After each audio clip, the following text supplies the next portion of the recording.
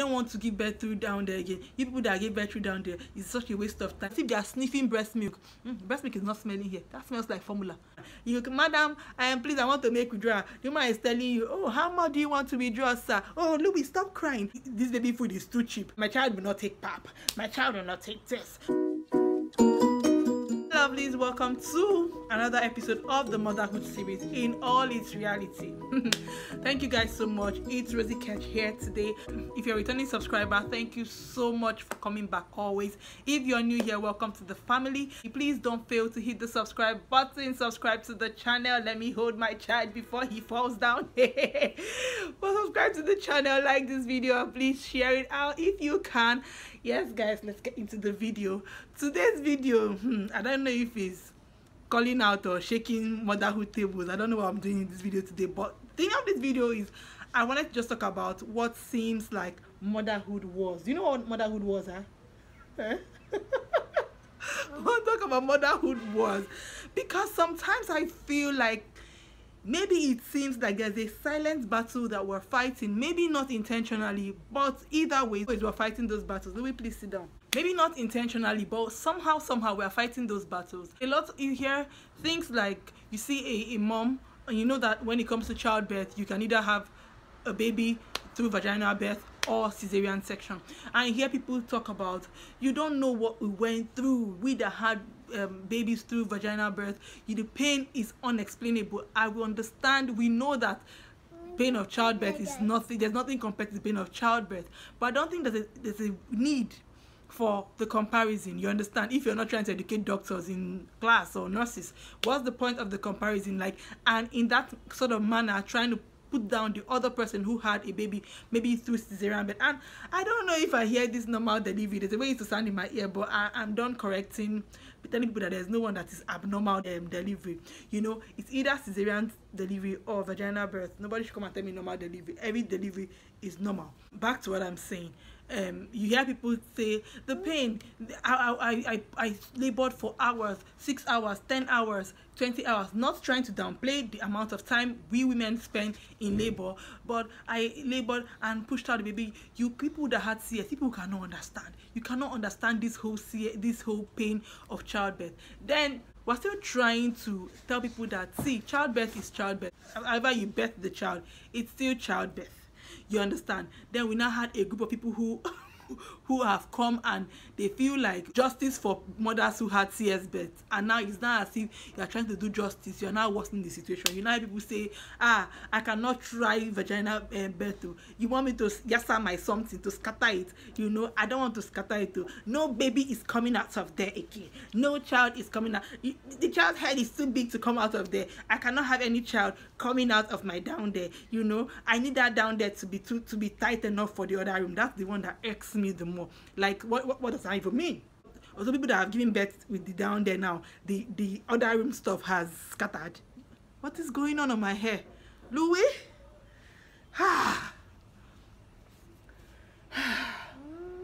Thank you. So you hear people, I don't want to give birth through down there again. You people that give birth through down there is such a waste of time. Why are you wasting your time going to give birth through? In fact, down there giving birth is not even in vogue again. Just, you know, get their makeup done, walk to the labor room or walk to the theater and have their stomach opened like it's such an easy thing to do. I feel like when these people that talk about do this cesarean, you don't realize that cesarean section is a major surgery on its own, and there is, even as easy as it is, it cannot be easy tearing somebody open to bring out a child. And I am actually pro-choice. Anybody can do what they want to do, but my point is, don't come and try to look down on the other person's method or way of delivery. Nobody will come out of there. I'm just going to catwalk to the theater. They will tear me open, bring out my child, and everything will still be intact. That's your choice. There is no point of trying to put down the other person who had a vaginal delivery. There is no point of trying to put down the other person who has cesarean section. Most times mothers do not understand that this thing you are saying somehow is entering one young mother's head. It's sitting down there, it's just marinating, and when the person has to give birth and has to choose a mode of delivery, because of the things that you said, negative things especially, it's affecting them. That's my first war I came to settle. There's nobody that they have given an award and say, okay, come and take crown for the best delivery in women or for the best childbirth method. Nobody. Everybody, as long as what we just hope for is that when mother and child go to give birth, the two of them will come out safe and sound, and any method will not be significant. Truthfully, it will be insignificant, unless we just like to talk about it so that it will be that maybe one person is bragging that I have more strength than you, that's why I did the other way. The next thing I want to talk about is exclusive breastfeeding. Okay, for me, I breastfed Louis exclusively for 6 months. If I may call myself a breast milk factory, I will. When I was breastfeeding, it was rivers of living water. I had enough breast milk for, if I had twins, I would have been able to breastfeed twins exclusively. I don't know how much they eat, but the amount of breast milk I had to throw away because I was looking for fresh ones to even give him, like the one I stored and still threw away and everything, you know, I could have been able to feed a whole other child with that breast milk. In fact, at some point I was feeling bad that I know that some children need this breast milk and I'm wasting it. I had so much breast milk to give Louis, so it was easy for me to actually make that decision to breastfeed Louis exclusively, and thank God he didn't reject breast milk. But the thing I would never do is to want to put a knife on another woman's neck and talk down on her for not making that same decision to breastfeed exclusively. And women are going to make choices of how they want to breastfeed based on different things. Some women have to really work. Some women are not producing enough breast milk, and some women really want to even exclusively breastfeed, but they don't have the capacity. They are actually really not producing enough to breastfeed. Some women are actually producing enough to breastfeed, but they don't want to. And it's their body, it's their choice, it's their child. As long as they are feeding the child other foods, you're not going to force the person to exclusively breastfeed because you want them to breastfeed exclusively. Now, my issue I have is when people come and be like, why are you breastfeeding exclusively? You are wasting your time. It's a waste of time. Baby will not eat. Baby will not do this. Every child is different. I breastfed Louis exclusively for 6 months, and Louis now eats adult food, adult meals. He eats well. He eats everything like him. I want to say I was lucky with him because some people have actually said that after breastfeeding exclusively, their children don't really eat so much. But there are still people who formula fed, who their children still didn't pick up with, you know, the house foods and the adult food easily. You understand? Like, if for instance a baby woman has a 3-month-old who she's exclusively breastfeeding, you're already discouraging her, telling her her child will not eat food because you did not do your exclusive breastfeeding. You're already telling her, don't do this, the child will not eat, the child will not do this, the child will fall sick. Just a lot of random things that might not even be her story. It might be different for her, and you're trying to talk her down for the choice that she made. Now over to those people who feel like they are gods, kings and masters of breastfeeding, of exclusive breastfeeding. Then they now go around with trumpets. Why? It's as if they are sniffing breast milk. Breast milk is not smelling here. That smells like formula. That smells like this thing. Why are you not doing exclusive breastfeeding? Why are you not doing this?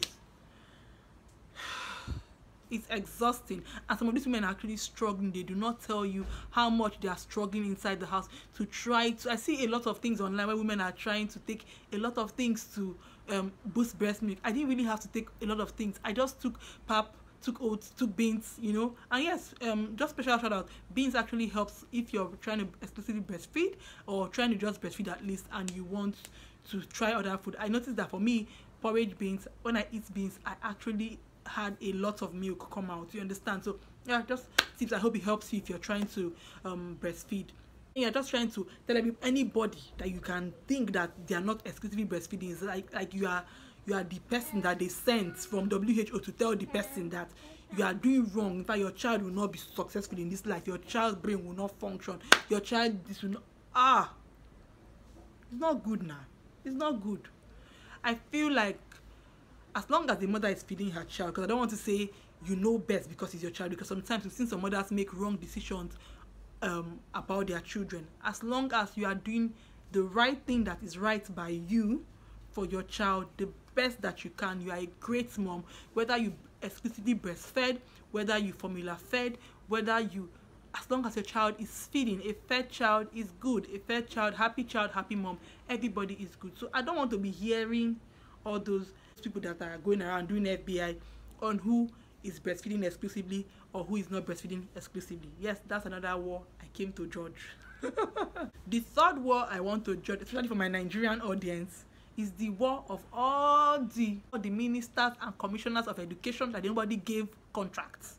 You people are the ones that are checking, going around house to house, checking the age that children are going to school. Now, for instance, people who stay abroad, they tell you that maybe in the UK and the US, kids start school by 3 years, as in primary nursery school, I think, by 3 years. And before that 3 years, you can put your child in kindergarten and everything, but it's not, your child doesn't have to go to school before 3 years. Correct me if I'm wrong. But in Nigeria, you know that children go to school quite early, and children go to school for many reasons, because their parents have to go to work, because their parents have to do other things, because the parent needs space and all that. Everybody will put their children in school at different ages.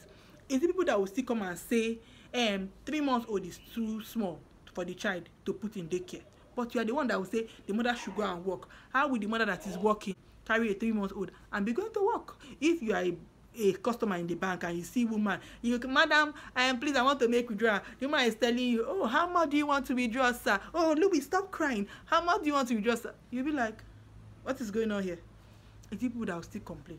It's people that will not still complain that the woman did not put her child in school, you know, at maybe 1 year or whatever age. I feel like if it's not up to that 3 years, you don't have any right to tell anybody when to put their child in school before 3 years. I am sorry, that's just my thought. Before 3 years, you cannot force people to put their children in school. You cannot tell them that they're not doing it right by not putting their children in school. Children will go to school when it is right by their parents. Parents who want to homeschool is a different ball game, as long as there's an education going on. But my point is, before a certain age, which is agreed by law depending on the country, a parent can decide to take their child to school or not. And if the parent is still in that level where they just feel like, okay, my child should go to school, shouldn't go to school yet, I feel like there's a lot of advice, unnecessary advice, unsolicited advice, maybe from a good place, but it's just like unnecessary pressure on parents who are not ready to send their children to school. And the same thing as for parents who have chosen to homeschool their children and everything. I saw on the internet the other day, the other person talking about how the child started school early, and at 18 months the child is staying state and capital, and the child knows all the countries in the world. Oga, well done, sir. And the other person say, my child is not going to school.